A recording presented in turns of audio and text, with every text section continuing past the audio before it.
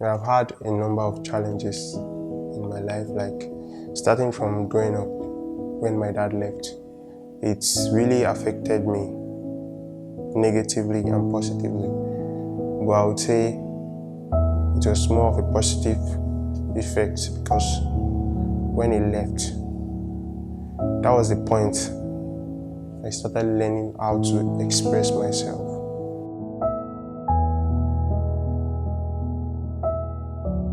Hi everybody, my name is Gerald Abdullahi. I am Nigerian and this is my story. Growing up for me was like a mixture of smooth and rough at the same time, but more of rough for me. I am from a family of 5. I'm the last out of the 5 people in my family, and I grew up like in a very strict family. Like my dad was very, very strict. So I practically grew up in fear of expressing myself in any way, in any aspect of life. And that really affected me negatively a whole lot because even up till date, I still have a trace of that fear in me, but gradually it's going away, working on it. Back in primary school and secondary school, I always had this, let me just say, an inbuilt talent of painting, drawing things and all that, but I really couldn't express myself because I was scared what my dad would say about what I'm doing, like how you feel about what I'm doing. So I literally did everything in hiding, like just myself in my head and in my own space. I was actually brought up cold, so I wasn't able to mingle with my peers or like do the normal thing every child would do. So it was just really rough for me, not until he left. When I was 15, my father left. So then I began to learn how to express myself, but it wasn't easy because of the fear that was already in me. Like, I was really scared of doing anything practically, like just rough. But then after he left, I gradually began to mingle with people and like try to express myself more. When I was in secondary school, I still had this fear in me of expression, but with the help of my mom and a friend of mine, like somebody I grew up with, Michael, I was able to like express myself more. Back then in St. Thomas Aquinas, that was the school I attended, I was still struggling with my thoughts, with my expressions, but Michael really played a big part in me expressing myself because he was the one who always told me that I could do a lot. I should, like, he was always there to push me. Even when I tell him, you see this particular painting, this sketch, I can't do it, he will always tell me, you can do it. It's nothing, it's your thing. Like, he was just there to support me, to advise me. He was the one I was always talking to because we were always together. Like, we went to the choir together, like we spend most of the time together. So I get to tell him everything in my head, like my thoughts, what I want to do, and he always finds a way to just put this confidence in me that I can always do whatever is in my head. And I'm really grateful I came across Michael, because so far so good. He has been the major motivation and inspiration I've had. Yeah, I think after like my secondary school days, like I got into the university, which was Kogi State University. It was like I was in another world. Like I was overwhelmed. Like it was a very big thing for me. But then, funny enough, I actually didn't apply for theatre arts, because from secondary school, I really didn't know what I was doing. Like I didn't have a direction. I just wanted to go to school like every other person, like just to acquire the certificate. I actually applied for history. Oh no, I applied for mass comm. I was given history. Then I didn't have government as at that time, so I was offered like a change of course opportunity. I was offered English and theatre. So when I had theatre, my idea of theatre was like dance and drama. So I just thought this might be an opportunity for me to just get out of my shell. So I just picked theatre, and boom. When I got into the theatre, I really liked what I saw. Like I saw amazing things, like the artworks. It was just like I was home, because naturally I had this inbuilt artistic thing in me. So just like I came home, like I'm with my people. So I saw a lot. At first, I tried acting, but I just discovered it was not my thing. Then I decided to try set design. Then I was eventually made the head of set designers in my class. So I was actually able to manipulate the set. As at then, like I was like every production that was staged, I was actually able to manipulate the set because of my own inbuilt talents I had. So it gave me an edge over like every other person.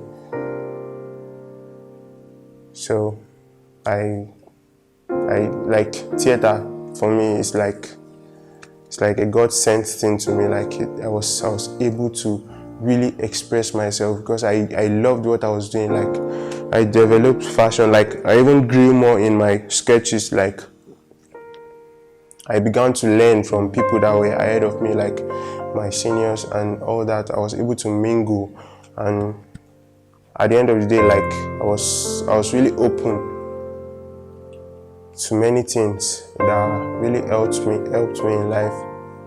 Another very important thing that happened to me in school was like the lodge I stayed, like my lodge mates. I happened to come across like a set of talented people. Like they were almost like my lodge. Like let me say 50% of the people there were tailors. Like they were very talented. Like I was just happy to be there because it was just like another phase of the theater, because in theater we have the fashion department too, in charge of the costume for our production and all that. So it was just like I was still in this theater onion. But along the line, watching them doing what they do, my lodge mates, I began to develop like little things, like little feelings, like passion for the fashion stuff they were doing, like the outfits they were making. I began to see myself because I literally saw them every day. Like doing what they do. Like, I sit with them.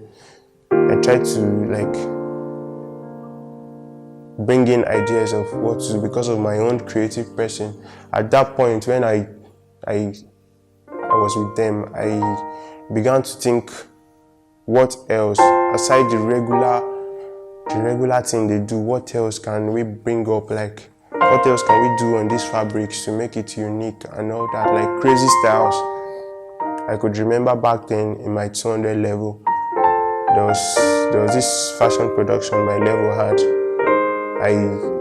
There was this design I had in my head for like a long time. Like, that cloth, I wanted to wear that cloth. But due to one or two things, I could not even think about it.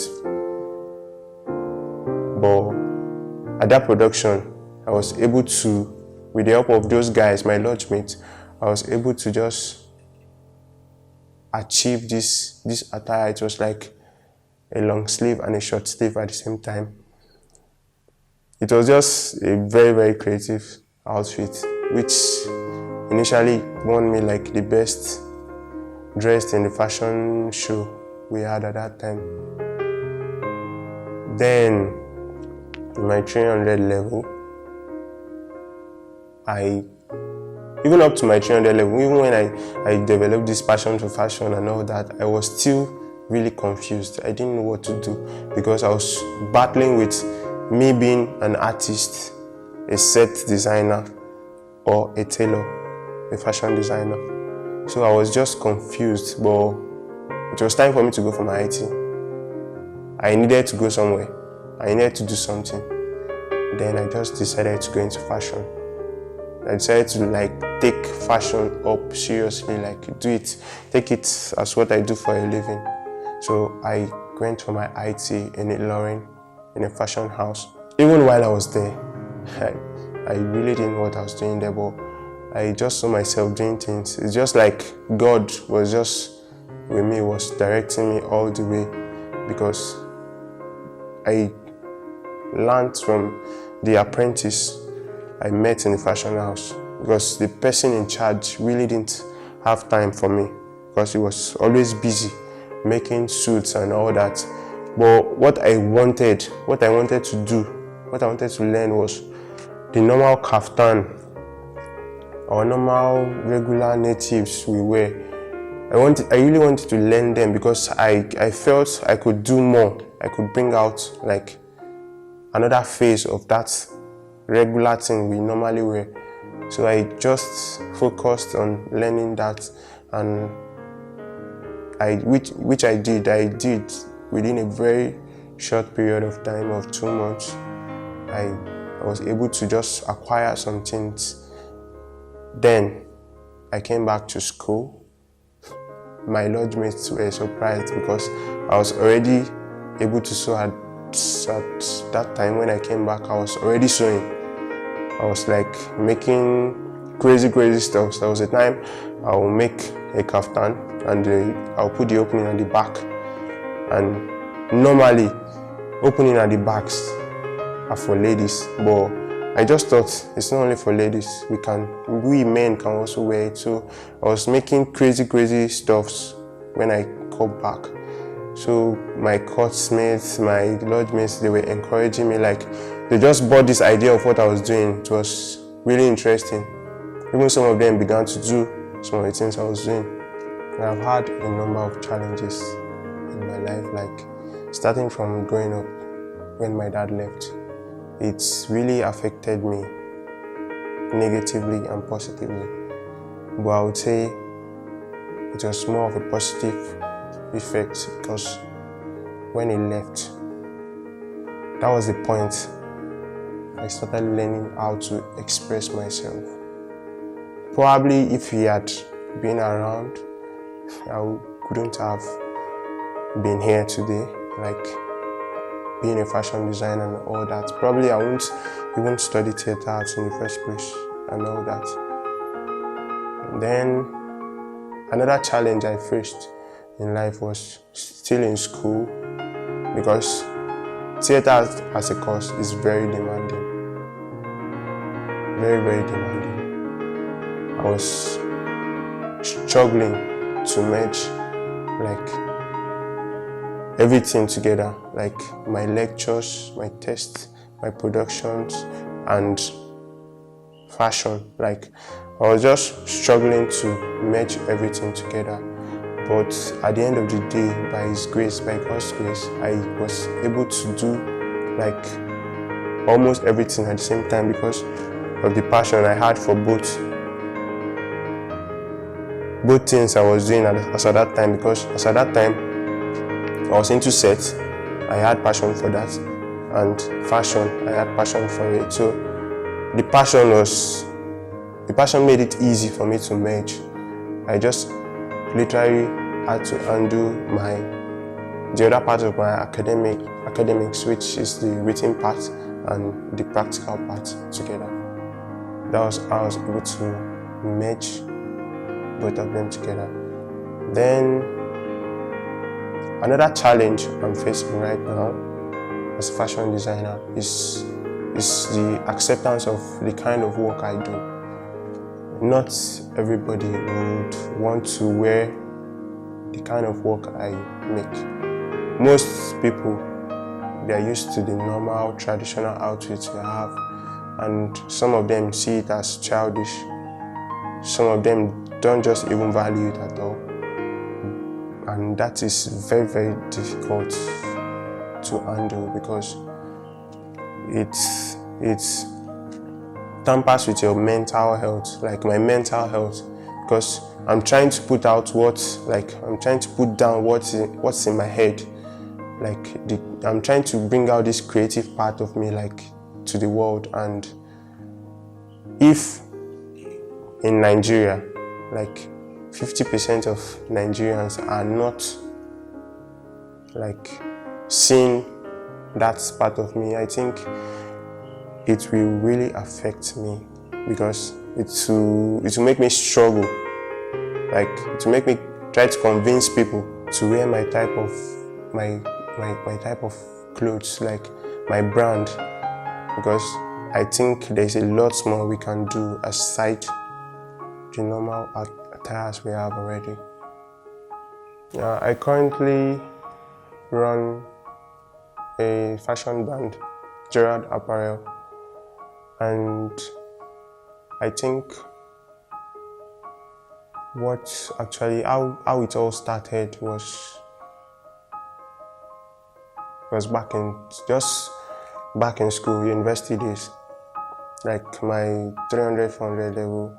Like after mingling with a lot of fashion designers, I decided to have my own brand where I can express myself properly, because I have never really had this flair of working in an office or something, working for someone. I just wanted to do my thing. At Gerald Apparel, I think what we do different from every other fashion designer is the creative works we try to make on clothes, on fabrics. Personally, most of my creative works are just from what I see, what I think about, like my environment, like every little thing I come across. I tend to store them in my head and try to like express it on fabrics. I know we have a lot of creative designers in the country right now, but basically I think what they do is, I don't know how to put it, but in my own way, I practically sketch what I want, what I feel on fabrics, like ideas, like things we can relate with. Like I don't know the way to put it, but I am different. Like there's what I do, like every work of art I put on my fabric, I sketch them like personally, like I want it to be natural. I want it to come from like within. Most people just do work of art like what people are used to, like what they see day to day, like, but I make my own work of art from conversations I have with people, like things I see, people I meet, like a whole lot of things. That's where my own inspiration comes from, and I think that's what we do differently at Gerald Apparel, both for the female and the male outfits. That's what we do at Gerald Apparel. The main reason for Gerald Apparel, like creating that brand, is because I want it to be a platform for people who can't express themselves. Like, I really want, because a whole lot of us in Nigeria are talented. It's just like every single soul in Nigeria is talented, but one way or the other they are not able to express themselves because of one or two things they are going through. The main reason why I created Gerald Apparel is to serve as a platform for people aspiring to be fashion designers to be able to express themselves through what they do, like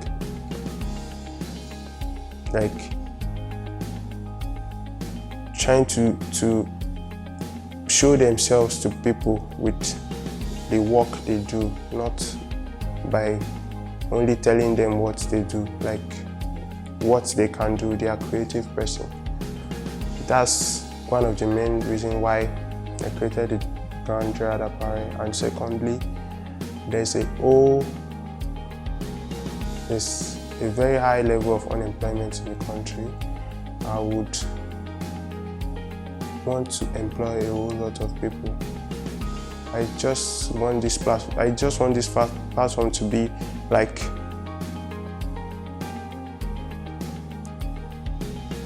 a place where people can develop their inbuilt talents. Like, I would love to empower a whole lot of youths. That's what I see in like 10 years from now. I would love to employ a whole lot of people by having like a fashion school, because I know a whole lot of people have passion for fashion, but they don't know how to go about it. I would love to first own a fashion school, then like be able to set up people like after school, after learning the whole fashion stuff. I'll be able to assist them financially and like in every way I can to enable them be on their feet and start their own brand as well. I think another challenge we are facing in the fashion industry is fabric. We don't have enough fabric, like we don't have varieties. We only make do with what we have in the country, and even the little we have are very expensive. So we're just struggling to scale through. Like what I'm wearing, I made it myself. This is a textile material and a flock on it. The image on it was, I came across it like some time ago in somebody's phone, I think, and I decided to make a sketch of it to bring it to life on a fabric. I decided to make a sketch of it and cut it out on the material. Our major challenge we have are machines, lack of machines that could run these artworks efficiently, like effectively, without the use of manpower. We have very limited number of machines in the country. That's another challenge we are facing. One thing I would love to have is a team of like minds, where we can put ideas together and come out with better and more productive ideas, like works and fabrics. That's one thing I look forward to having. I don't have it now. Aside Michael and one or two people who has supported in my story, in my journey, another person I would love to thank is my mom, because without her, there will be no story for me to tell today. She has been my backbone, my everything, because whatever I needed right from when I was a child, whatever I wanted, whatever I asked for, she has provided for me down to this point. So I'm really grateful and thankful to you.